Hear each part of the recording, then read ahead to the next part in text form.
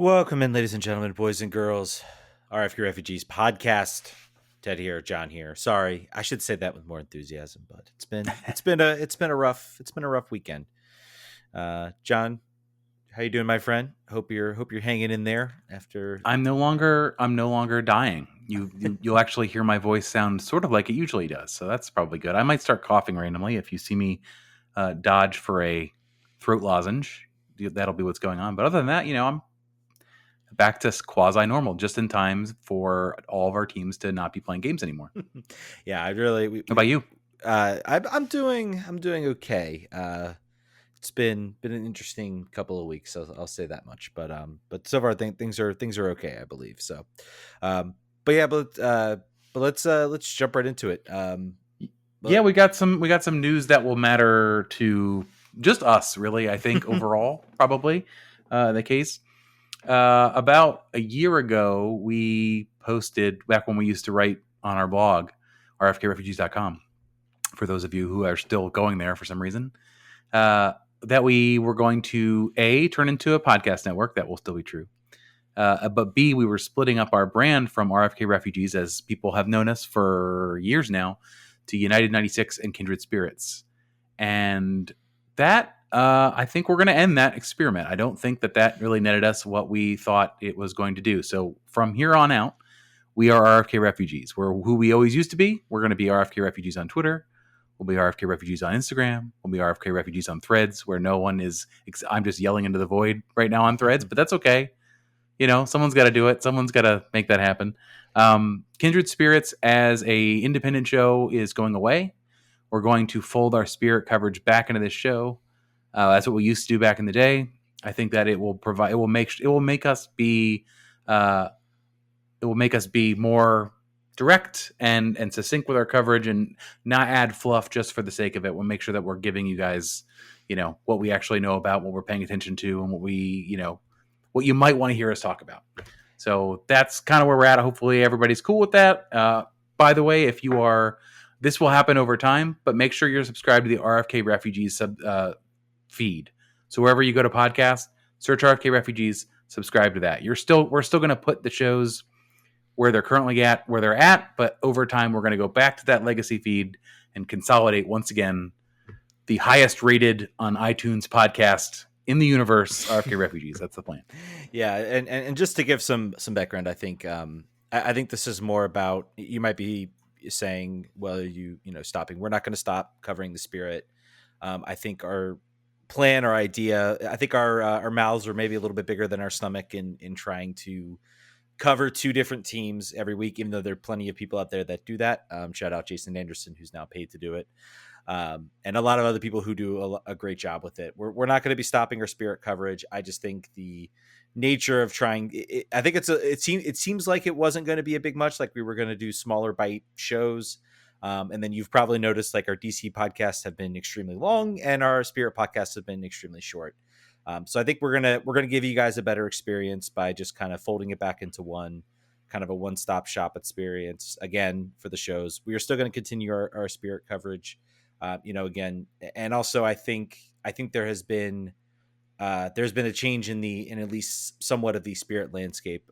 There's more coverage out there that you can talk about, and a lot of other different things. So go check out Hey Spirits. Yes. If you're not, I'm sure you are. You are. But if you're not, check them out. So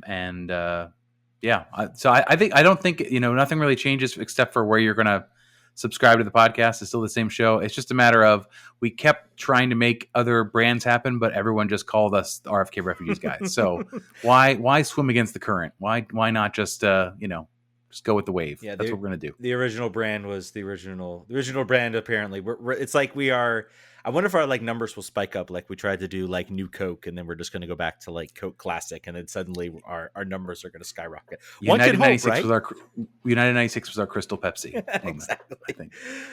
But let's get into what I hope to be we already knew. I think one season was careening down the disappointing line. The other season we had hopes of maybe some redemption. We'll get into that a little later, but I think the main thing we want to do is sort of circle. Obviously, we can talk a little bit about the New York City game. DC United won. They played pretty well without Benteke, no Benteke, and they played some of probably the best passing soccer we've seen all day, which may lead to some questions. Wayne Rooney, which would be Eric Hurtado probably going to be the starting number 9 going forward. Was that the first question you had in mind after you saw him score that header offside? That's going to be the. We're gonna have a whole hour on Eric Hurtado. That is going to be the first move the GM makes. Of course, is offering Eric Hurtado a DP contract, and we will all cheer and say, "Oh my the crowd goes wild!" Mastermind, good sir, mastermind, good sir." But no, DC United, of course, the funniest thing about, and I think it's still true this week, DC United, you might look at the standings, you can see them in 9th place, but they are eliminated from the playoffs due to some, I won't get into that. I think everybody knows that pretty much, the permutations in math that basically mean they are eliminated despite being currently in a playoff position.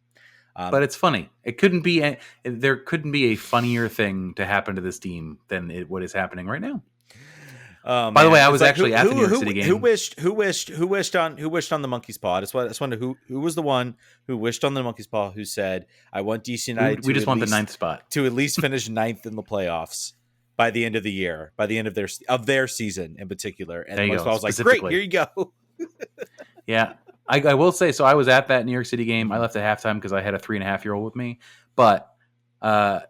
She had a great time. Mm-hmm. She celebrated the first goal with like a fist pump. Mm-hmm. She's made me watch the highlights like 4 or 5 or 6 times. So mission accomplished. Adorable. I can't wait to get her back there when it's not like gale force winds and in the middle of the night. But way to close the season out on I guess a high note. New York City did not have much to play for either. At all, anything, right? I think they're still probably technically. Seeding? I kind of. They're not in the playoffs; they are out. But I think they still have a small chance to make it. But this game was we played a little bit of a spoiler. We'll say that much against New York. But probably the bigger news to drop, and maybe something I think maybe was a little bit of surprise. It came that quickly, but at the end of the day, maybe not really too much of a surprise once you kind of thought about it a little bit. There were a lot of things kind of happening towards the end of the week that were maybe a little strange. But the news coming out is that was obviously Wayne Rooney saying he was done. He was going back to England and is now the Birmingham manager. That was really quick, even though he said in the podcast, in the press conference, he was like, "Oh, I don't know where I'll be or what will happen next." And then it was like 5 days later, "Oh, I'm new Birmingham manager." Did he say goodbye to fans? No. Did he post on social media that he was leaving? No. Did he say nothing? It's like a Samuel Nkunku leaving your lease unattended. He was just gone. It's like we all imagined this entire year and a half. Let's maybe unpack on this a little bit. Let's close the loop a bit on Wayne Rooney's tenure here in DC, because it might be saying it's we're already talking about new GM hires. We'll get into that a little bit. Coaching hires, players coming and going, which is news that kind of came fast and furious. But I think we do deserve to maybe sit down and kind of assess a little bit and maybe give our thoughts on kind of the end of Wayne Rooney's tenure. Obviously, I mean, I don't think you can call it anything else but a failure. And I say that full-throatedly. He had a goal, and that was to get this team sort of back into the playoffs, and he failed to do so. And I think that's ultimately why he is not coming back. I think I like point to it really seems to me that maybe this was over, maybe even earlier than we thought. That even if this team had made the playoffs, had won a couple games, make a run or two, maybe I don't know whether he would be back, because I think it really seemed like the team as a whole and the ownership as a whole really maybe was hopefully coming to the conclusion that a massive change of direction was going to have to happen. And I'll get into a little bit about maybe some hope about that changing, even though there's one big elephant that will still be in the room come this time. But John, give me some quick hits. What are your thoughts about Wayne Rooney leaving? Any words of wisdom you can impose on us? I think they did him no favors by not giving him an actual GM and giving him more rope to hang himself, which is what he did with some of his player selections. Mm-hmm. I think he was unlucky with major injuries to the left side of his entire playing, and the termination of one of their designated players without replacement. I think there are a lot of extenuating circumstances that add up to a team that did not make the playoffs and that probably should have. I'm not sure how long it was where he was decided he was going. The timeline now obviously is with a giant grain of salt or sand or salt. But according to him, the big news came out that he was waiting to talk to the team about a new contract, was looking for a multi-year contract, did not want just the 1 year. This was while the team was still ostensibly in the hunt. Mm-hmm. Although once he got the job at Birmingham, he said he'd been talking to multiple teams, including in the Saudi League. His agent was fielding calls for a while. I have a feeling that as soon as he went out to the media about the fact that he was not getting his calls picked up, they were full. They were done. The bags were packed at that point. You can argue about how good he was as a coach and where he is. I think he's not the full article yet. He's going to take some time, and that's why Birmingham gave him a long-term deal. But I think the thing that you do know is that he has the global cachet to get a job somewhere whenever he wants. Like when he was ready to leave, he was going to leave. He was not going to be bound here. He wasn't bound here as a player. He was not going to be bound here as a coach, particularly feeling like he wasn't wanted. DCU Striker says Wayne checked out sometime after O'Brien left and 14 days ago. That fits my timeline. Somewhere in there is when he was done. So, is it a big loss? No, I think what you and I talked about when he was signed, is the worst case scenario, and it has come to pass, is that this team signs a bunch of short-term, quick fix, make the playoff in 1 year players, and at the end we have no long-term philosophy on how we're going to play.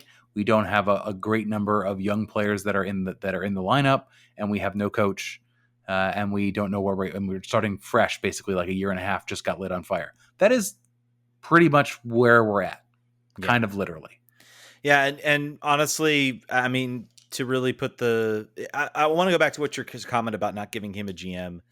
I will say that he had a GM entering the offseason. It's true. It was Lucy Rushton, and he said, I know better than Lucy Rushton, and he was clearly involved in some part in the decision process to let go of Lucy Rushton. I think I can't imagine. It seems to me like this team kind of just turned things over to him.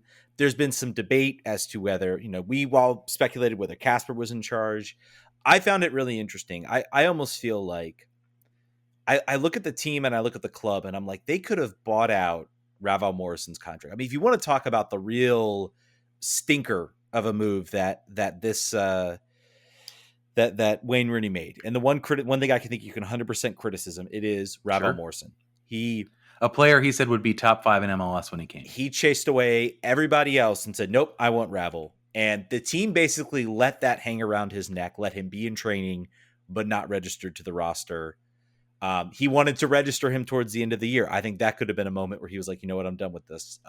This league is stupid. But I mean, just taking all that, I mean, honestly, and I think this was brought up by, I believe, Tom Bogart on Extra Time.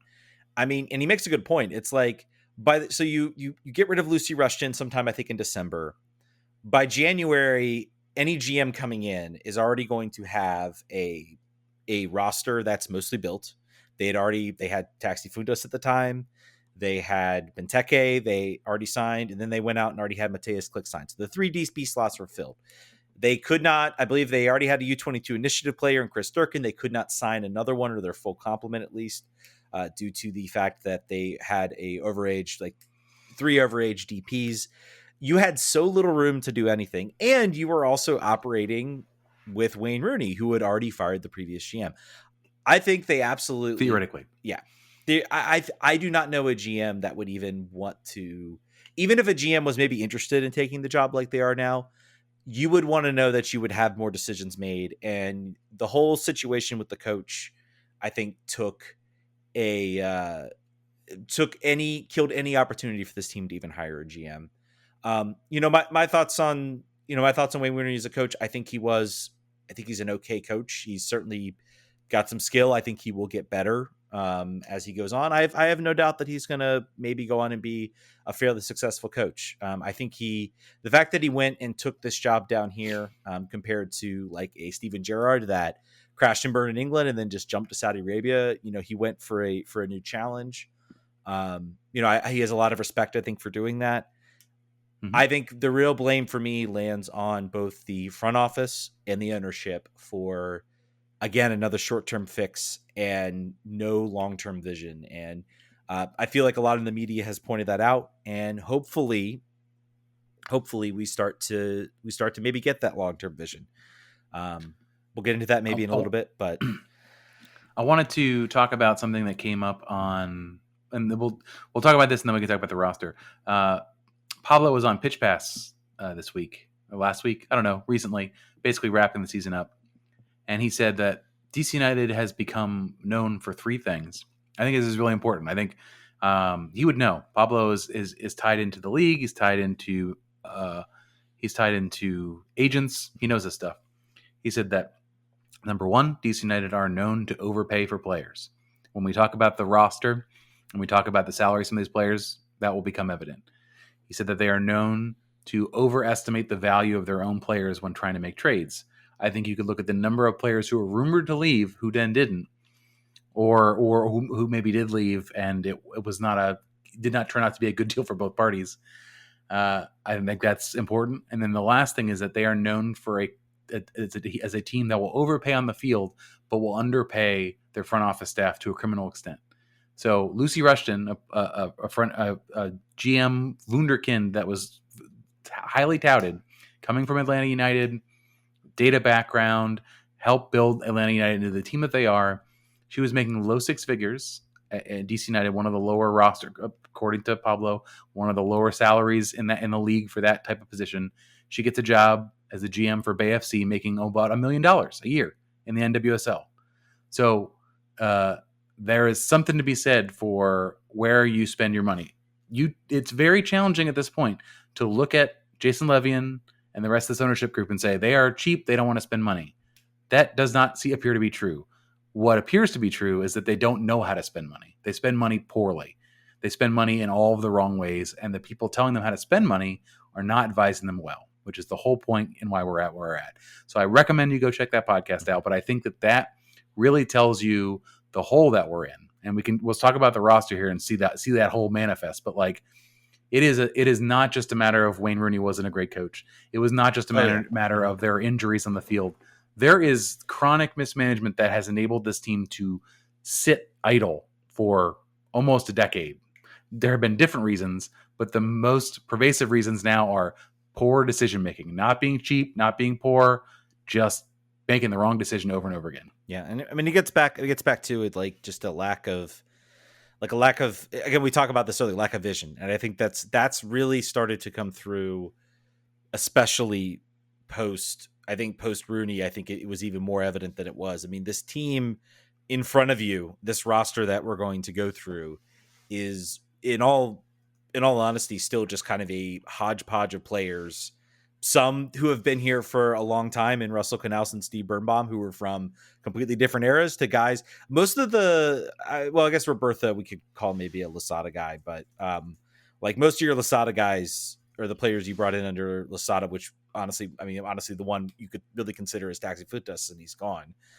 You know, it's really been a lack of vision, and I one thing that does worry me about whatever the new GM comes in, I will be very curious to see. We're already hearing, some rumblings about players that might be starting to look elsewhere. We've gotten a couple, hints at a goodbye message coming through. And those types of things actually concern me a little bit, because I'm like, okay, well, what is, we said no decisions until a GM isn't hired. Well, then who's making these decisions before a GM has even had a chance to get their foot in the door? Indeed. Leads to a lot of questions. So I think what we're gonna do here is use this really good article from the District Press that looked at the roster contract situations, and we'll go through the players, and we'll start with the players that are already rumored to be on their way out, that are not under contract for 2024 or have options, and then we'll walk through what we think about each of those players, and then we'll look at what they're being paid to. All right. So Derek Williams is the player that Ted was mentioning that has already posted a goodbye message on Instagram. He has already, basically all of the players have already said, basically said their goodbyes in the comments. Derek Williams was making $800,000 a season and was signed in November, and he's done in December. He's done now. He's walking. There's no option. So I think is no option. So what are your thoughts about him at that salary amount? I mean, I think the salary amount. I mean, was he you talk again about, if you're going to pay a defender at that sort of level, which is essentially a TAM level, Derek Williams was good. Like, he was solid in a lot of ways. He was probably one of our best defenders out there. We could sit here and argue about whether that's him or Donovan Pines. I think a lot of fans would maybe lean towards Donovan Pines. But I think he was one of our best defenders out there. One error in a game against Philly does not erase, I think, the sort of solidness that he brought to the back line. That being said, this team is going to be very tight on roster. Their DP slots, they're going to have one open designated player slot, and then maybe your full complement of U22 initiative players. I'm not sure if I know Durkin's older than 22, but I think you can ride that. His grandfather. Yeah, that U22 contract out for a little while. So there is some room to make moves, but it's certainly there's going to be some dead weight on this roster. There's going to be players that, were signed this year that we're not sure whether they're really going to perform, next year. So you got to cut somewhere to give yourself a chance to maybe go out and fill that roster, fill that international slot, as well as maybe some cap space as well. So this is a salary cap league. I don't know if that maybe is a hint. I kept wondering, well, maybe they'll keep Derek Williams because there are rumored changes to the salary cap coming. I wonder if those are maybe not going to happen, or there's going to be some less a bit than we've seen. So I think they were going to ask him to sign a contract for less. Mm-hmm. That contract was a remnant of his previous. It was a previous contract with LA under a GM who is now fired, who's now gone as Correct. well. So that was us taking a bad. I would say taking a bad contract from a salary cap perspective. That's what that was. He was a good player on a salary number that was too high. So yeah, I think he was probably asked, "Hey, we don't have a coach or a GM. What's your interest in coming back at $600,000, $550,000?" He probably said, "My agent is not going to return this call. Goodbye." Yeah. I will not be shocked if he can go get an offer several different places outside of that. Somewhere Birmingham City. Pick up the courtesy phone. Maybe. One thing I will add, I do wonder, we're going to talk a bit about Andy Nahar, and some other players. I do wonder if there are certain players that want to know where they're going to be. This team doesn't have a GM who can come in and decide that. The GM gets in there. It's 2 to 3 weeks. I think there are some players that are maybe propositioning. I think we're seeing it with Andy, and we'll talk about that in a bit. Some players are like, well, I need to see what else is out there because I don't want to be caught with I don't want to be like, all right, yeah, boss, wait till the GM gets here and let him decide. Because then if he doesn't decide and I haven't done the legwork to find something else for me, then, I'm going to be stuck. And I think that's what we're seeing with some of these players. Derek Williams might be, maybe there's a contract less. Maybe they already have the GM and the GM's already sort of gone through their roster and what they want. Who knows at this point? But maybe let's jump to him. I was going to go in a different order, but let's jump to Andy. Mm-hmm. So it comes out today. Andy has an option for this year. However, he was being interviewed by Deportes TVC. And this is what he said. He said, "I have to go back and fix my situation with DC. They have an option, so we have to talk. My contract is over at the moment, so I'm a free agent. There may be opportunities in the United States and abroad. I want to return to Europe." So before there were some people already talking about, let's cut Andy. He's too expensive. He's injury prone. Andy appears to be saying, "You cannot cut me. I will cut myself. I will leave on my own accord because I believe I still have suitors. I think." Well, here's the funny thing, though. Those options. I mean, there have been players in the past that have tried to leave on their option. DC could say, "Oh, you've got all these clubs interested in you. All right, we're going to exercise that option. We like a transfer fee, please." And you know what? And that would be the real cynical. If you wanted to be a real cynical GM coming in, maybe you look at that. You look at that option, but I think they will. Whatever transfer fee they get, I don't think it would be worth the headache of all those teams suddenly saying, "You know what, we're not interested again." You got to do right by Andy here if he wants to go. Yeah, in my mind. And, you know, I think he's going now to train, I think, at Olympia. You know, Andy is if Andy was playing the way he was and you were not every game wondering when is he going to get his next injury, not if he will get his next injury, I would say he would be a no-brainer to exercise that option and sign him up. You know, I think this might be a question. I think this could be the first sort of indication that if Andy does not come back, and, you know, some other players we see start to go, that this team might be, I kept wondering, you know, is the new GM going to come in and going to be like, well, I'm going to, you know, this team's already basically built. Let me get a coach in here who can be flexible, who can, you know, build a team kind of around, sort of just kind of pick up where Wayne Rooney left off and, you know, try to just, you know, put something together, because there's really not too many bad pieces here. But if Andy Nahar goes, if a lot of other players go, you know, you could be looking at a season where maybe the new GM says, you know what, I want to blow this whole thing up. Let's give me 3 designated player spots. We're going to build this whole thing from scratch. I don't know. It's difficult to see where they would go. I had a conversation with someone about this who's more of a casual fan. And I said, as a hardcore fan, that's my preference. If you're going to do this thing, go to the studs. Mm-hmm. Let's be bad for 2 years. Let's commit to that. And she was not interested in that. And she's like, there's going to be 7 people watching these games and no one will come to them. And that actually matters. They don't want to have empty stadiums. You have to at least put some sort of a product on the field that's a bare minimum product, basically. And I think that's probably true. But the fastest way, I think, to get there is to, you know, pull all the copper wiring out of the walls and sell it for scrap and just get what you can. So Andy's likely gone. Sounds like, unless they pick up the option and play hardball with him. It doesn't sound like it's a matter of I just want more money, which was the problem last time when we brought him in on a you are here as a tryout player because you've been injured so long and you earned your way back into a full contract, which is what happened here this second stint. So I think it sounds like he's gone. Yeah. Russell Knaus, next player on the potential chopping block. Russell Knaus making $500,000.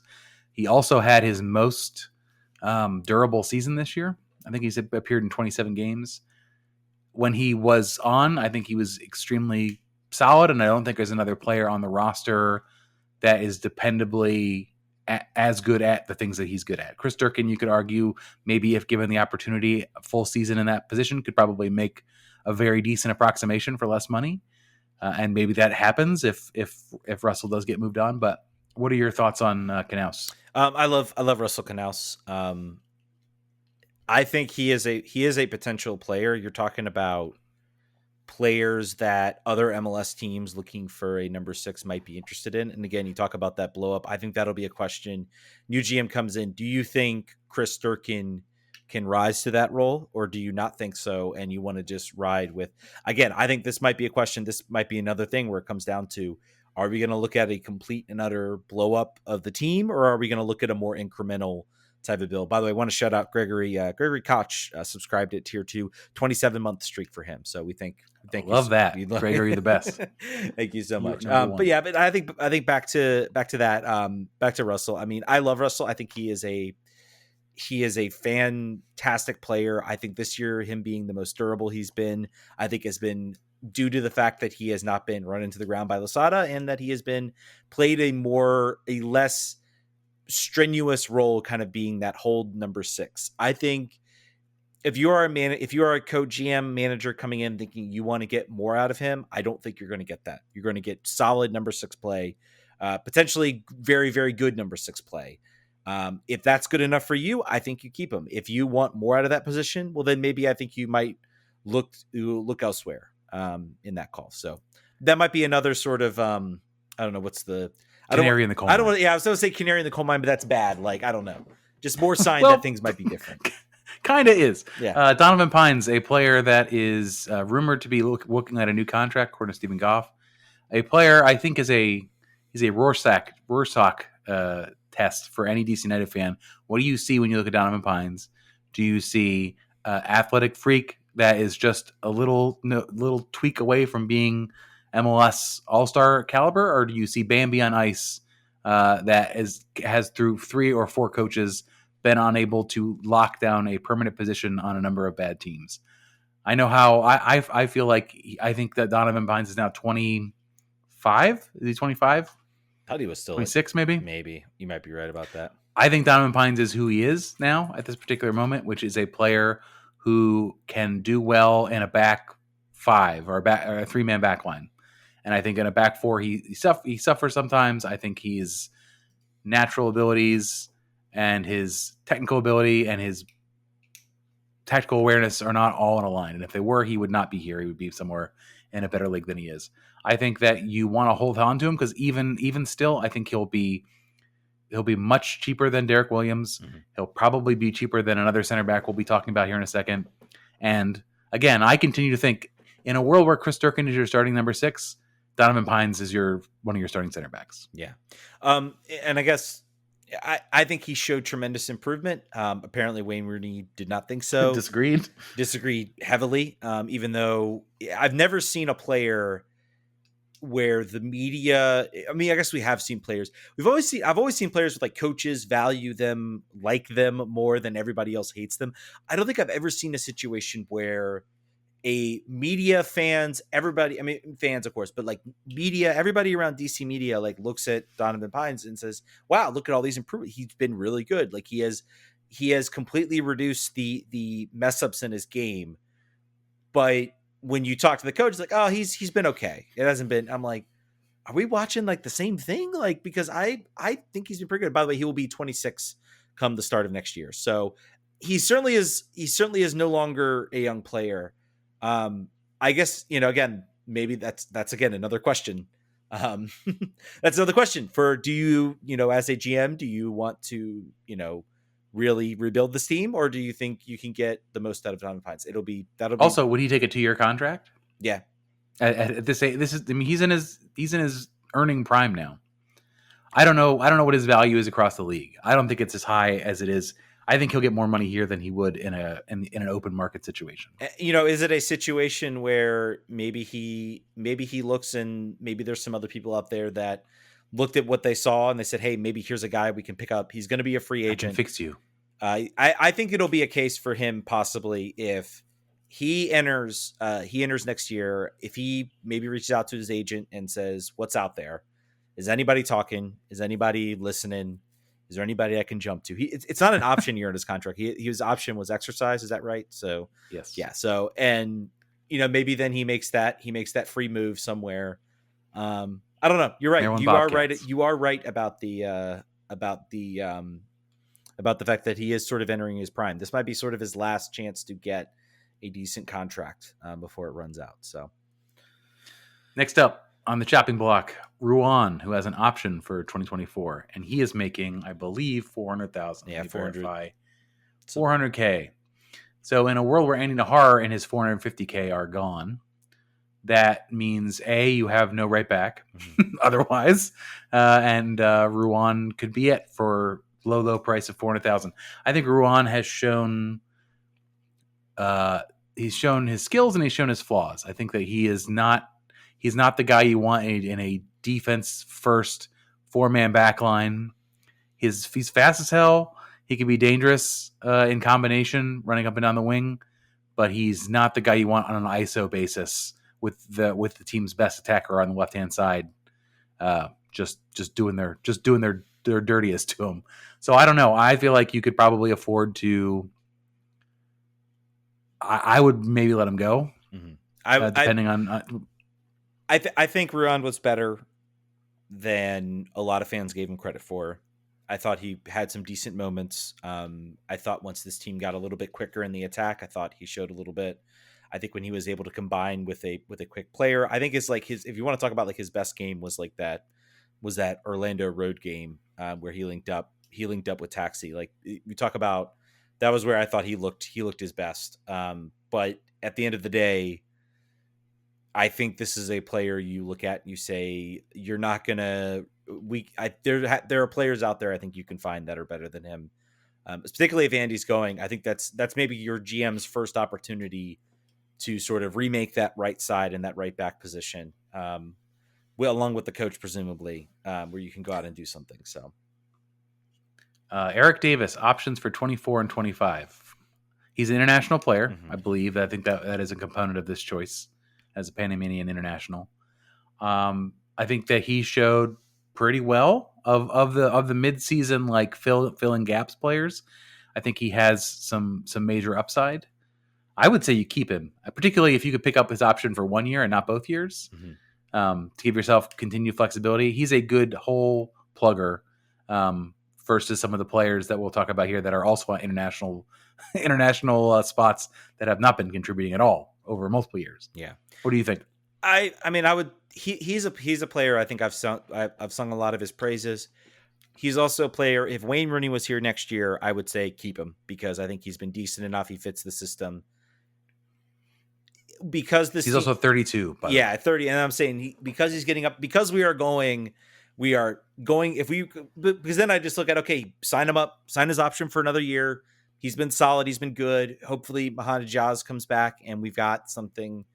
We've got a tandem we can use that doesn't involve, a 35-year-old Pedro Santos. And maybe Pedro Santos can be less and less more of a very much a reserve type player rather than starting week in and week out, which I don't think was ever the idea. But because we've basically said, nope, we want to build something new. He's one of the players I'm like, okay, well, I want to see that new build. That to me, that's a coach's decision. I think that's something you hire the coach and you say, if maybe have him watch some game film and say, what do you think? Can you use him? We could take the year. What do you want to do? So, but I'm saying you still got a couple months to decide. You get to the end of December 31st. Yeah, basically. So when they hire a coach that fast, I don't know. So yeah, Brendan Hines-Ike. This is an interesting one. Options for 24 and 25. A player who has been injured repeatedly throughout time. Brendan Hines-Ike also. Let's find out his contract number. It's I think around Ruan, if I recall. It's like 500,000. It's $425,000. So he's a man that has broken his Bliss Frank in his foot. He's shattered his hip. He's broken his leg, I believe, also. I would say he came back here at the end of the season, got a lot more time. I gave a lot of high marks to his leadership and intensity, sort of at least as he has professed it in subsequent podcasts and sort of talked about what he thinks the role should be. I think there's in a team that is being entirely gutted, essentially, and devoid of that institutional leadership, for $400,000 for maybe your rotational center back, I would say you keep that player. Yeah. I think there's some value in that. And I think he was decent. He wasn't bad. And if Derek Williams is off for the off, you can't have no center backs. What do you think? Yeah, I think he's been decent. I think you got to start. You may be right. You still got to start somewhere. I think if it was a 1-year option, I would say yes, do it, no brainer. It's a 2-year option, which means he's here for next year. I think regardless if you are the GM, regardless if you're saying we're going to have a bridge year where we're going to kind of build on what Wayne Rooney started, we're going to play, and then next year is going to be the real. We're going to rebuild everything. I think the fact that it's a 2-year option maybe has me a little bit iffy as to whether I would want him back, because then you're doing what you've been always doing, which is you get to 2025. He's like, well, we got another year of him. So, and we want to redo this and we can't do that because we've got him. So I don't know. I think the 2-year option for me makes it a little tough for me. I will not be surprised if they say no to that. And they think they can go and look elsewhere. So based on, say they don't. Okay, go ahead. Say they don't. Say he's gone. Say Donovan Pines goes elsewhere.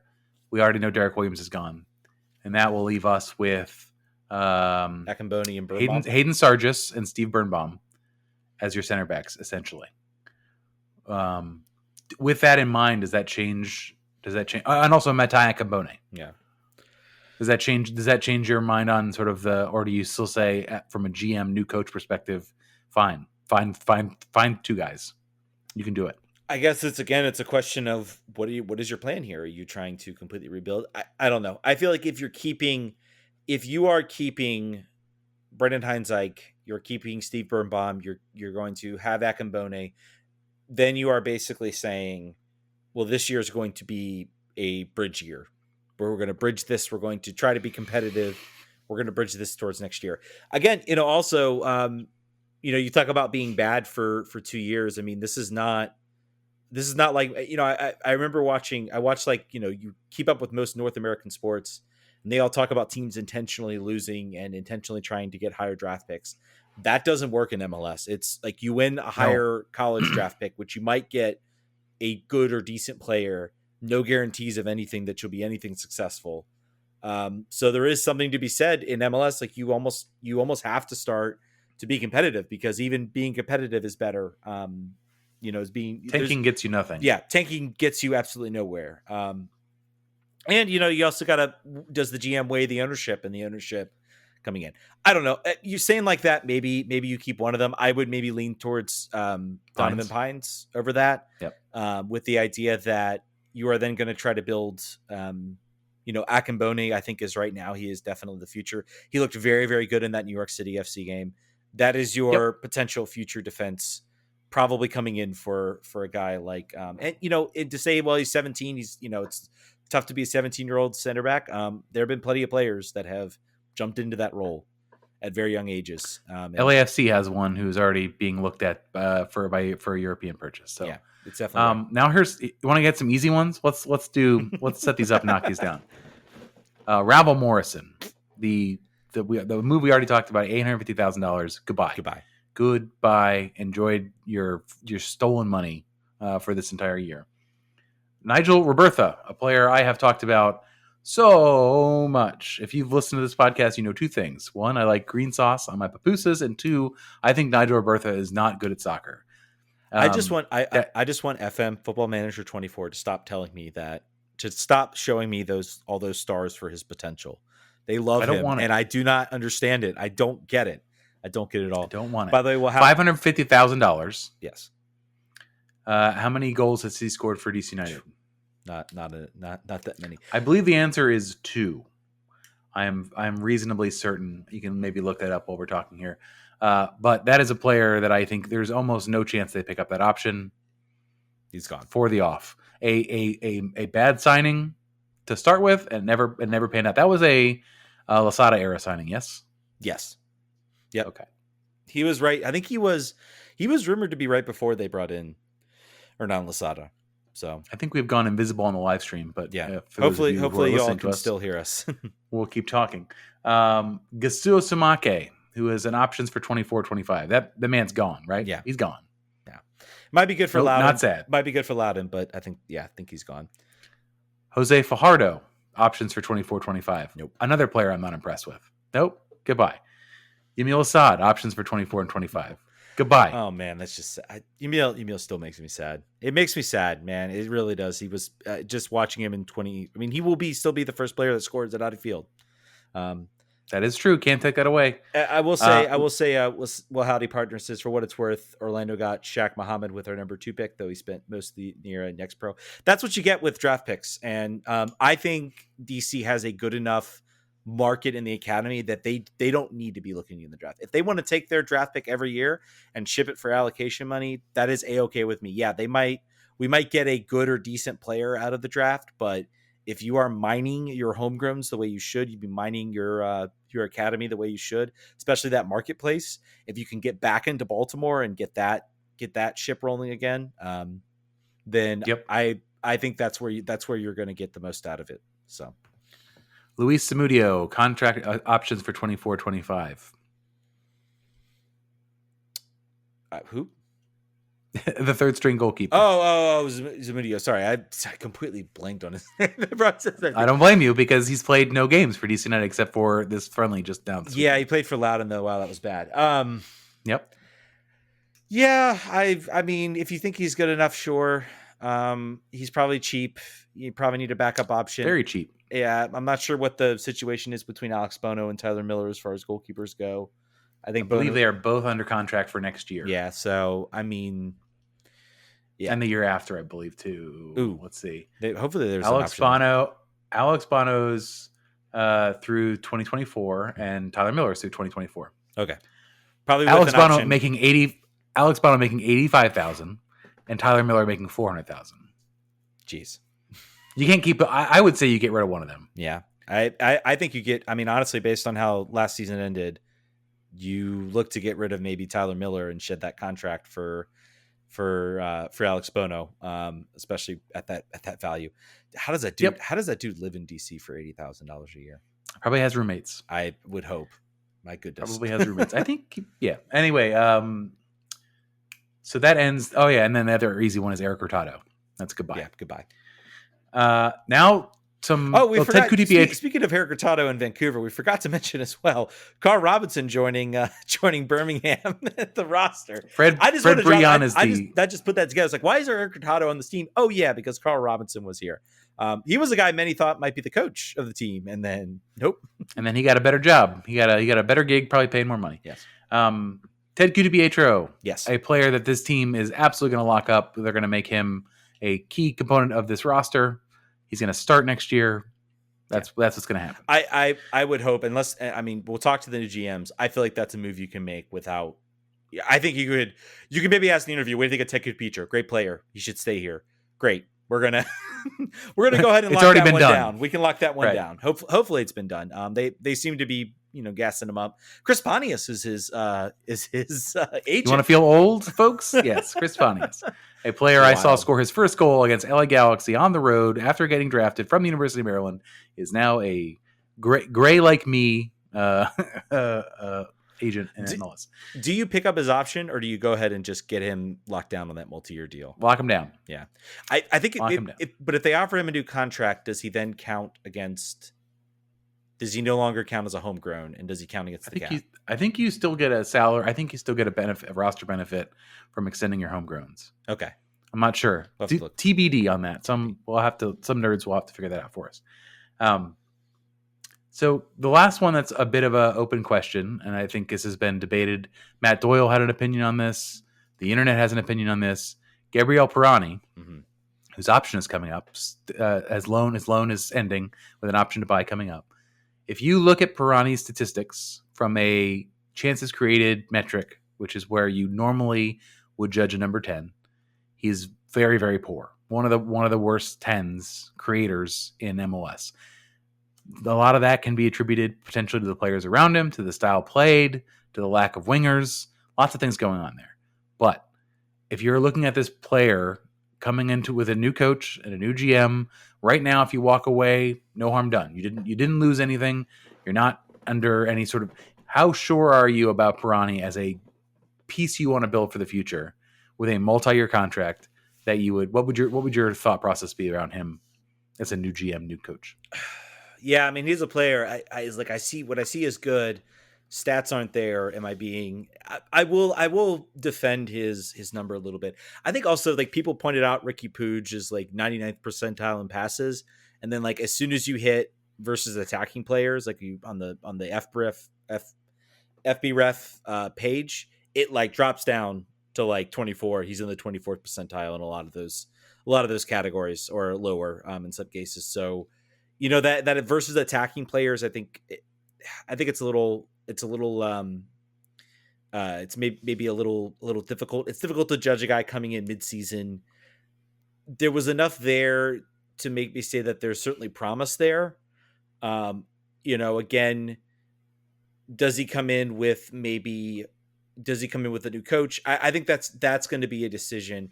And honestly, my biggest fear with this is going to be, is DC able to organize everybody find their feet, and are they going to be able to get enough a decision before, because Santos wants to sell. Santos wants to move him. They are a team that is in a selling mode right now. It's been talked about, and that's why he was loaned. I think Santos is looking for a big payday. Will those teams eventually? I mean, those teams don't care who the GM is. They don't care what the situation is. They want to get their value for their player. He is going to play in the Pan American Games. So is Jackson Hopkins. So is Ted Kudipietro. So that'll be something interesting to watch. It's a data point. It's a data point for the GM to look at too. I think in a different surrounding with a different roster around him, what can he show? I think that's kind of very fortuitous for DC United to have this opportunity to watch him play before they have to make a decision. Yeah. Again, that will be a U22 roster. It is what I guess we will call the U23B side. I'll be watching because Ted Kudipietro and Jackson Hopkins will be playing. I don't know. You can still sign him. The enticing part about him is you can still sign him as a U22 initiative player. And with the idea that, he doesn't take up a designated player slot. So you can you can go out and you can do them. Now that does potentially bring you some limitations on the type of designated player you can sign. If you don't sign him, then you absolutely need to go out and find a number 10 and nail that number 10 spot to get a real top and top chance creator. It's one of those players where it's like, same thing with Nahar is if they say goodbye to Andy Nahar, I'm like, okay, I can see reasons behind that. I can see reasons by Gabriel Pirani going, but I don't want to be back here, October 16th, 2024 on this podcast being like, we had Gabriel Pirani, we had Andy Nahar. Why didn't we re-sign them? Why did we sign this bum? That's sort of the nature of where I'm maybe going there. So that'll be interesting to watch. That'll be maybe another sign of what's to come for this year. That's the list. I want to run you very quickly through the players that are under contract. So this is if all those choices were made, here's who's left. Bad. Here's who's left, guaranteed next year: Christian Benteke, Mateus Click, Christian Dahome. That, by the way, that move still tilts me that this is a long term. Brennan Hines-Ike with that option, he's listed as a player that's here. Chris Durkin, Tyler Miller, Pedro Santos, who is 35, Alex Bono, Hayden Sargis, Zamudio. This is counting some players with options. We're using different websites here, all the one.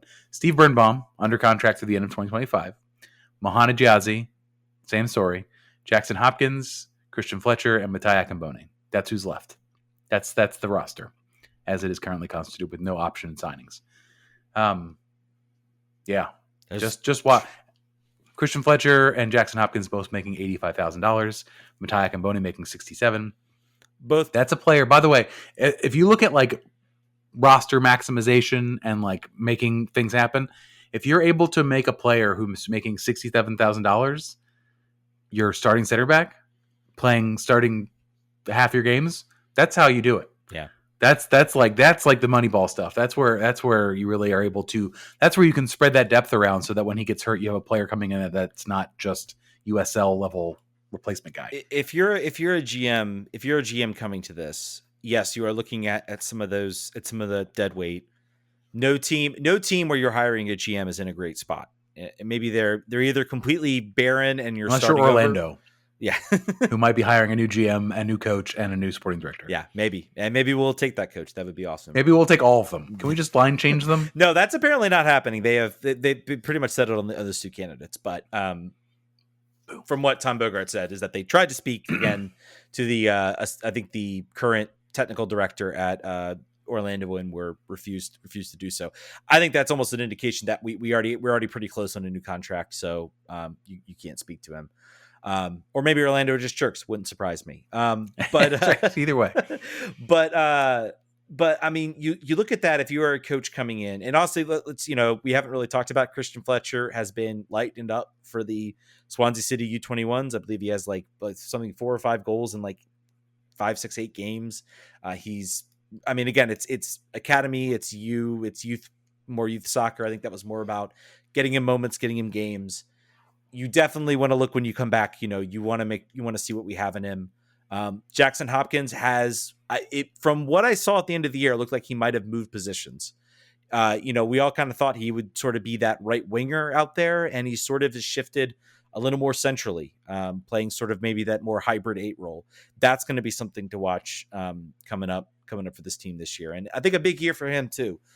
Kenny, we saw maybe some flashes of returns. I would say maybe the Vancouver game was fine. But can he make that Ted Pietro step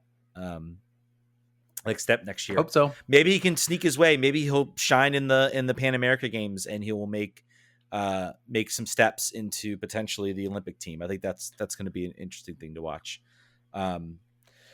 So, I think that's DC United in a nutshell. There's some young players in there. I mean, this is a very talented generation of young players coming up, players with potential. We saw it too with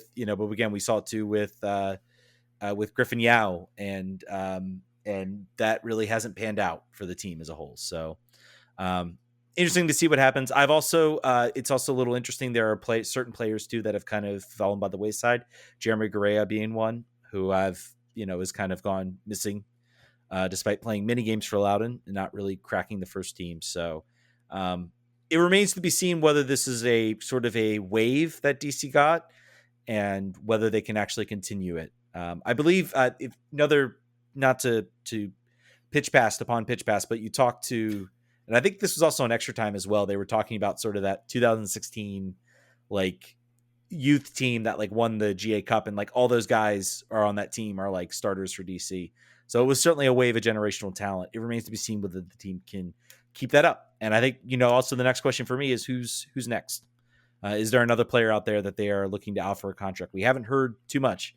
We kind of knew about Ted. We knew about Matej Akabone. We knew about Christian Fletcher as well. Hasn't really been too much that really has lit up as far as the youth side. So that may be a concern moving forward, that this youth side really has turned a corner, or they just got extremely lucky. Yep. Let's get to the GMs. I think that should be next for DC, and then we're gonna crunch through some Spirit stuff. Yeah, but let's real quick. Let's talk about these two new GMs. DC United is interviewed. Apparently, there are these are kind of the two finalists that have come up.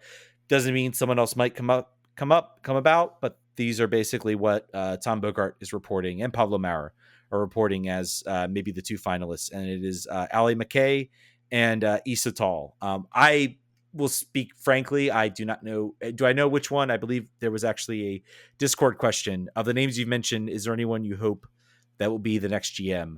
I've honestly, from what I've heard from Tom Bogart, who covers this league relentlessly, he talks to people. They have all said good things about both guys. Both guys are really good. Both clubs are very successful. I might lean a little bit more towards Ali McKay, I believe, and I just completely got rid of my article. The Columbus GM might lean a little bit more towards him because, or maybe that's Issa. I'm all screwed up. My article. Issa's Nashville, I believe. No, Issa's Nashville. Okay, so Ali. I might lean a little bit towards that just based off the fact that Columbus uses more youth players, I think, than Nashville does. I think they've been a little more forefront. They've been top in MLS Next Pro. Very competitive there, so I maybe lean a little bit more towards that as a goal, because maybe that will translate into DC. I think the real question is, I think it's good to see that the team is doing that, is going after aggressive names and guys that people around the league say are brilliant, and these are guys that can sort of make the difference in the team and can push the team forward and get some different mindset in there. We do know the big elephant in the room based on this is that Dave Casper is still there. But I will say, I think it was Matt Doyle brought up a good point. He said, look at Cincinnati. Their GM that they had for several years. They had their GM for several years, and he made a lot of terrible moves, awful moves. He's still there. He has no control in the soccer world, but he is still there. Chris Albright now their GM and extended, and that GM came in again, another mess of a roster that no one thought was good. They took kind of a bridge year where it's just like, we just need to get some life back into this team. They signed Acosta. Acosta started looking good. They went out and they signed Brenner. They got a big designated player in there, and they sort of started to turn it around to where they were not the worst team anymore. I believe they made the playoffs that year. I'm pretty sure. I think they snuck into that playoff spot. And then this year they've been, Supporters Shield winners, running away with everything. By far and away the best team in MLS this year. Lucho Acosta is the MVP. So just because Dave Casper is there, and I know everybody, all the Commander fans out there are all just like, oh, what, Vinny Serrato, leaving him there, he needs to be gone. He's not getting fired. It's not happening. You're not going to get that cathartic you're fired moment. You're not going to get that press release. The team is going out of their way to make sure everybody knows that the next GM is going to have a large say. I've communicated with some people, and I've communicated with, I'll just come out and say it. I've communicated, probably I've communicated with, he's very receptive on DMs, has said he can't imagine a situation where the GM doesn't have full control. I think the real question for me is, was the reason we did not renew Wayne Rooney because you are looking at how much you spent on this roster. You talked about how this team does not spend in the GM, and did this team maybe look at the fact that they say, well, we spent all this money and nothing good happened. We're going back to bare bones because that got us just as good, and we're just going to hire a really smart guy that can manage that. I hope that's not the case. I hope this team still goes out and says we still need to spend money. We just need to be better about it, and we need a plan and a vision. I don't know. We'll see. Yeah. We'll choose to be optimistic on that front. We'll choose to be optimistic. Because otherwise, why would we do the show if we were just like, everything's going to be terrible? We would really be wise to stop. Speaking of terrible, let's shift gears. Indeed. Washington Spirit. We expected to be sitting here talking about playoffs, doing a prediction, and all of that came crashing down in an absolute heap of fire. That was not a fun game to watch in many stretches. Oh, man. No, none of the stretches, in fact. Yeah. I would say the last 10 minutes of this was kind of mildly interesting. Well, if you're watching other games and you just saw other teams winning, I think Marta drew a penalty for Orlando, I was like, all right, this is over. Like, because there was still some hope that they could draw and still get in there. Yeah, I don't know.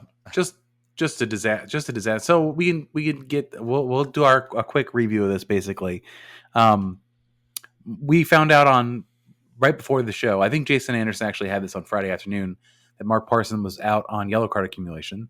That did not get brought up in any of the media availability in the midweek. Apparently, the assistant coach, the goalkeeper coach who took the reins on the weekend, knew as soon as the yellow card happened against Gotham that was going to be the case. So the team had known. It was not a surprise. But having both Mark Parsons and Tara McKeown unavailable in a must-win game at home was not ideal. Despite whatever Aubrey Kingsbury said about we weren't worried about losing Tara McKeown, thought we could certainly get a result. I don't particularly care. I think that those two were missed, and you don't have to talk too much about the game. The game played out mostly the way everyone predicted it was going to be. North Carolina has the ball. They're going to always have the ball. They're going to change their roster. They're going to make 50 changes over year to year. They're going to lose Dabinia. And they're still going to have 60 to 70% of the ball. That's just the way they're going to play. They did that. The offense for the Courage was not sharp. It has not been sharp. They have not been scoring. They've not been scoring goals. But the Spirit have been loosey goosey all over the field, even with all of their roster back. But it all hinges on a red card by Trinity Rodman, whose jersey I am wearing, and subtle support, but still also kind of admonishment as well. Kind of upset. I'll say this. There were people who are watching this live and, thought it was a BS red card. Certainly wasn't. People who are talking about the fact that, why didn't they give a card for the foul that previously happened to Trinity that got her so mad in the first place? That is not the point. Trinity Rodman is the most foul player in NWSL. That does not matter. There's a reason why she's the most foul player in NWSL, because they know, and it has been proven now, they can get her off her game by kicking her. Yeah. They're going to get her goat. Usually, it used to just happen where she would just not play well. That was the mark on her last year, where they would just kick the crap out of her and then she would just fade from games because it sucks and she doesn't want to do it. This game, she got kicked and then she tried to step through Denise O'Sullivan's Achilles heel, an ankle, and she did. And hoped against hope that it wasn't saw, but the VAR saw it, and that was it. And that was off. You did not see any protesting, any arguing from her. Nope, they were on her. They were on her face, and I'm not sure that's when the VAR signal went. But when they were right on her face when that happened, and she just looked up and was like, "Yep, this is it. This is gonna be a short game." It was a stomp. It's a red card. Anywhere in the world, it was very clear. I saw it and I was like, oh, she's lucky to get away with yellow. I really hope this doesn't go to VAR and that someone overlooks this. And as soon as it went to VAR, I'm like, that's it. She's gone. Like it's, and potentially I was like, all right, this team now just has to hope upon hope. Right now I'm like holding on for a draw and just hoping that other results fall the way. If they had held on to the draw, it wouldn't have mattered. They would not have. They needed to go out and win that game to make the playoffs. Wild decision day. Let's just say also, Frank, like just results all over the place. I will talk about the goal a little bit. I think that was maybe the other sort of inflection point goal from almost immediately off the bat. That red card. This is where I was like, well, I don't think Mark Parsons out for one game is really going to make that much of a difference. I maybe thought it made a little bit of a difference once Trinity got the red card because Spirit were all out of sorts for like 5 to 10 minutes and they gave up a goal. And that's when I said, oh, this could get bad. This is sort of not going according to plan. There are 15,000 people in the stands here, expecting to watch a big game. There was, the Spirit hats, which I'm hope if you're a Spirit fan, maybe you say, you know what, I don't need this hat. Maybe you should burn this hat. Maybe you should. Maybe that also should not. Maybe they should definitely make sure to not have those be their colors next year, which is the rumor. Please don't. Yeah, no black. If you're listening, don't do that. No black and yellow, please. But yes, the hat. We're not Pittsburgh. Why would I don't understand why you do black and yellow. We're not. I don't know. They didn't want to do red, white, and blue quite clearly. However, this ain't it. Yeah, this ain't it. But anyway. But I bet you it is it. It might be. But anyway, so the goal comes in from the camp. Tyler Lucy had been targeted for about 37 crosses in the first 5 minutes, the first 20 minutes. This one finally came, and they didn't stop. Carolyn, the entire game, poor Gabby Carl. She was having to try to figure out how to stop Carolyn, and she couldn't. And the play was set over and over and over again, and they were just going to eventually have it happen. And this time it did. Well, it came really quick because after a red card, you lose one of your other players out there, which is Trinity Rodman, kind of running down that side with Gabby Carl, and can provide support. And when you kilter off balance a little bit, it can make a difference. But the team was out of sorts. The goal maybe could have been saved from an offside call. The assistant on the field was right in line with it. She kept her flag down. The replay looks like it was fairly clearly offside. Again, as I've stated earlier, those camera angles can be exceptionally deceiving. If you look at it and you keep looking at it, it looks really close. You look at another camera angle, it looks like she's well offside, I think, from the far side angle. This is why offsides is difficult even in the VAR era, and the way they do VAR, which I agree with. I think should be a clear and obvious error. It looks obvious. Again, eyes can be deceiving, lines can be deceiving. It's very, very close. At first I was like, that's ridiculous. That should have been reviewed. That should have been overturned. As I've looked at it, I've kind of come to the conclusion that I think maybe it might have been a fine call to let go. And that was the pool reporter's question.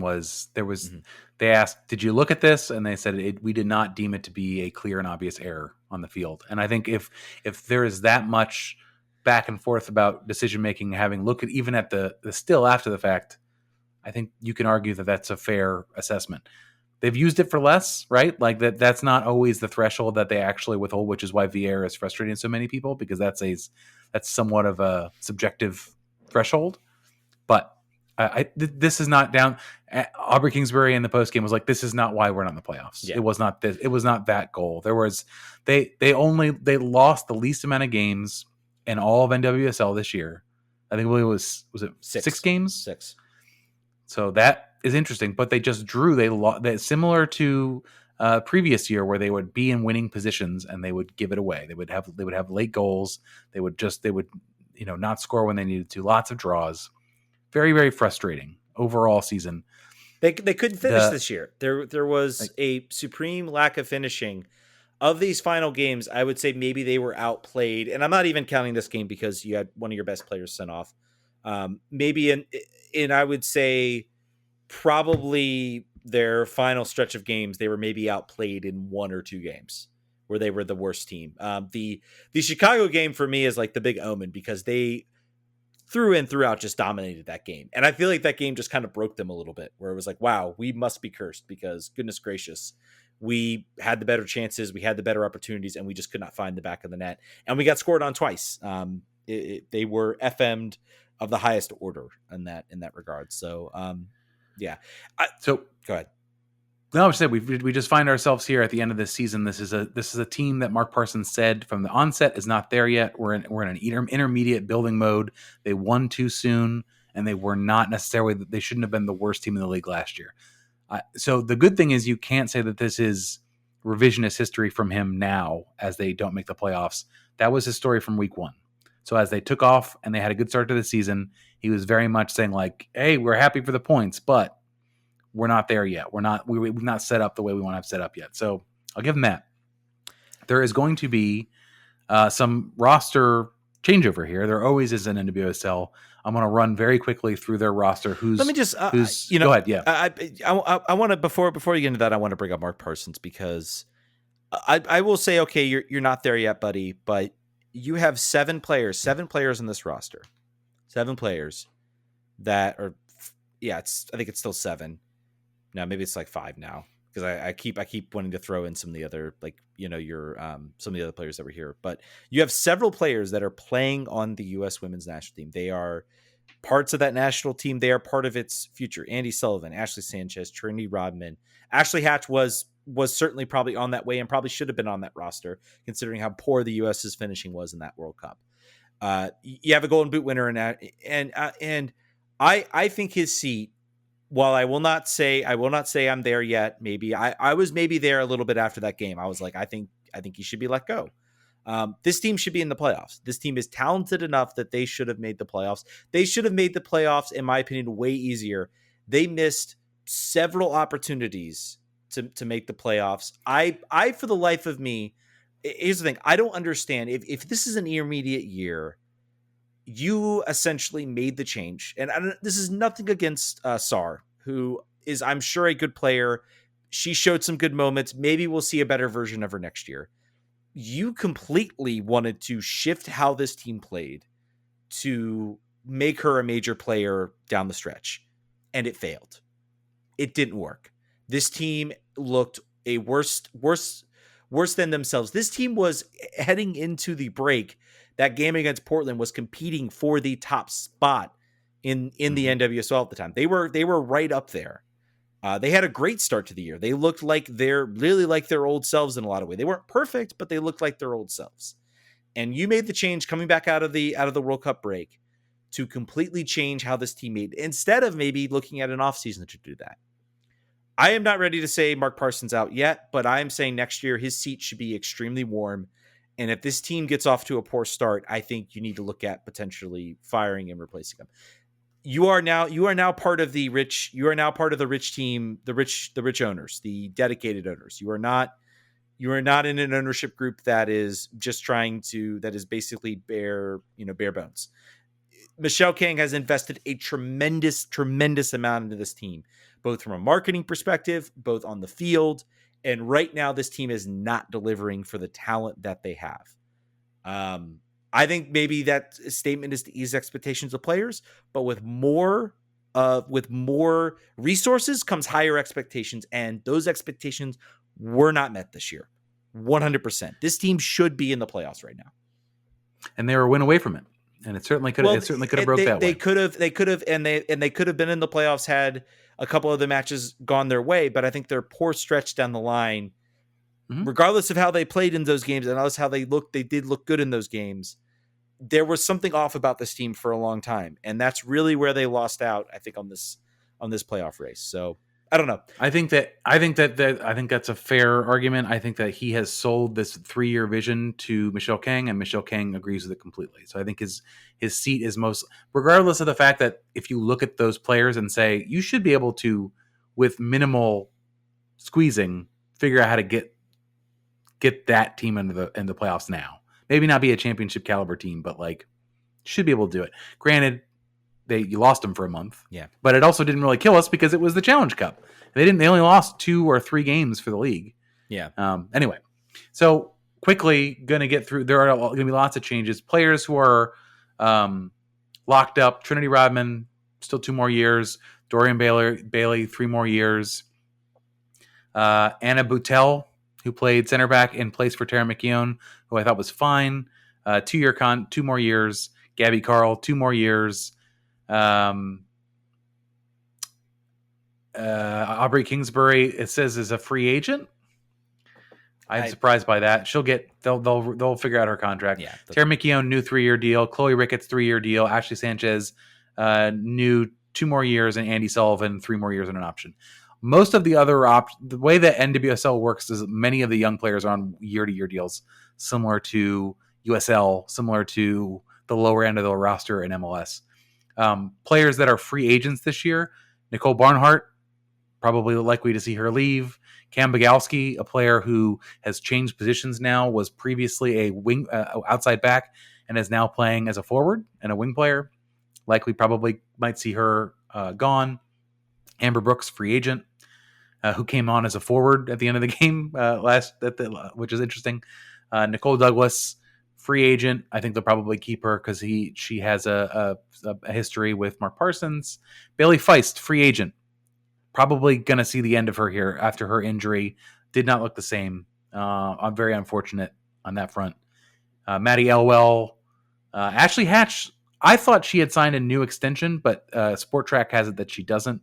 I think that they will probably look to keep her. I would imagine that they will, but I have not seen that anywhere. Paige Mateer, they're going to re-sign her to a deal. Yeah. I think I voted for her in the top 3 rookie of the year because for the first 3 quarters of the year, she was amazing. They've exercised the 2024 option on Ashley Hatch's Hatch's contract. She will be here next year. Okay. Willie Matassar is here for 3 more years. To Ted's point, this was a move. He had a lot of belief in this move. I think that I have been critical of her. She scored 2 weeks ago. Mm-hmm. This week she was pretty good. I think that she's a defensive liability, and having her, so she's on Gabby Carl's side, which was making her even more torched in this game. They've got to figure out a way to provide maybe Paige Mateer having to, I don't know. They're going to have to figure something out. And because that's a challenge. And more what I was getting at, I think you could have signed Sar. You give her a 3-year contract and you say, I believe in you, but I think right now I don't want to mess with too much. I want to have a off season to actually work on this to get this right. My criticism of Mark Parsons is that he threw her in, and maybe this will benefit a longer game. She scores a great goal. She seemed to sort of find her feet a little bit. Maybe she starts to learn a little bit of the roster. Maybe I will not be surprised at all if I eat my words next year and she is best 11 quality and is adding like a 4th prong to that attack.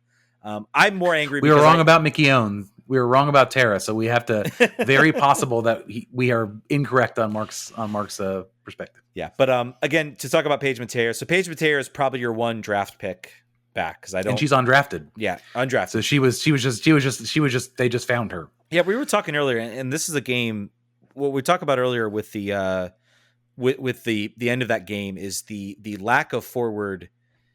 It's funny. I was like watching, like, wow, there's like no forward depth. And I'm like, well, what happened to Solano? Had some good moments. Like, what happened to her? She just has vanished. She's still showing up. So I don't know if there was some injury or anything like that. I didn't see anything. Ashley Hatch talked about her specifically in the post game, saying that basically there are just young players who saw their playing time disappear. Yeah. And she was one of the ones that was mentioned, saying that she got asked to play different roles. And then when it came down to it, it just wasn't a factor. They didn't think she was ready as a 9. Yeah. This team will at least have a 1st round pick. I think 2 1st round picks. They'll have OL Reigns' 1st round pick. They'll have an extra 2nd round pick.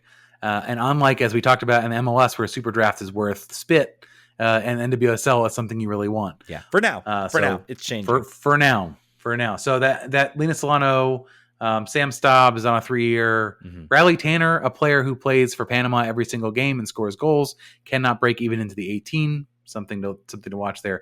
And Anna Halferty will come back from her season-long injury. Tori Huster is a free agent. I don't know what they're going to do with her coming back off of her Achilles injury. They might want to keep her around for veteran leadership, but did not factor quite as much as she probably would have wanted to. Maybe she moves into an assistant coach position. It's all going to be a long off season. They've talked, they've said this is a building situation. All the players that you love are locked up. Mm-hmm. They're going to be here next year. The question is, what can they do on the depth side to push, and how can they build, if they're going to stick with this 4-3-3, can they build the depth around that 4-3-3 that they can actually, win enough games and stop drawing so much. And the more interesting thing is next year, no Challenge Cup. The Challenge Cup is going away. What does that schedule look like? Because next up, you got the Olympics. Smaller roster, so I would not be shocked if, I think it would be maybe difficult for maybe a player like Ashley Hatch to crack that roster because the roster size for the Olympics is smaller games. It's a different tournament. We'll see. She's probably going to push for it. There's going to be some other players leaving. There might be some options and some roles there, but you're still looking at a significant portion of also a new coach, a new manager. Things can go crazy and change very quickly. I think they still don't have a manager signed yet for the U.S. women's team. So looking that's correct. Looking ahead to that, looking ahead to that, that's going to be another big international tournament that this team is going to have to manage. And then also coming up in the year after that, of course, is the women's Gold Cup. With the South American team. So there's going to be international. It used to be, it was like just weather 2 years. And then you get, some freshness as far as like not having to deal with trying to manage a bunch of international games. That's going to change. And I think that my hope is that the Challenge Cup leads to maybe this league being like, we need to really, like, we're just going to take a break. Olympics, World Cup, we're taking a break, and we're going to respect the international windows. They don't play too many games. There isn't a whole lot of games that they play in a season. I feel like they could fit it in if they really wanted to. Last note for the Spirit and for the show, Sam Staub is the fourth three-time Iron Woman in NWSL history. She has started 90 consecutive matches. She's got 5,370 consecutive minutes. And it would be a little bit lower, except for there was a red card that was overturned, but the minutes did not disappear. Sam Staub is a player that continues to be talked about as why does she not get a sniff at the national team level because of her skill set. The Spirit are very, very lucky to have her and lucky to not lose her over international windows. So I, for one, as a Spirit first fan, despite the jersey that I am wearing, I'm okay with things staying as they are. But that's where we're at. We're at the offseason for both these teams. The playoffs are going to go on without us, and we will. I think we're gonna move to a every other week publishing strategy here for the next couple of months. So we'll talk about the playoffs and the clubs that were not in it, and also about any sort of news that affects these clubs. But we're in for a bit of our winter break, our hibernation period. Yep, every other week, and there might be some news that drops. Maybe we'll try to get some interviews in if we're liked well enough to get some of those. We could probably do that. Yeah. Tell us who you want us to talk to on either of those rosters, and we could probably make that happen. Yeah, absolutely. All right, folks, that's going to do it. Thank you guys so much for listening. Thank you guys also for sticking with us. We always have moments, I feel like, where this gets a little tough, and then there's always moments that come in that remind us what we're doing is what we love. So thank you guys for listening. We'll catch you guys down the road. Vamos.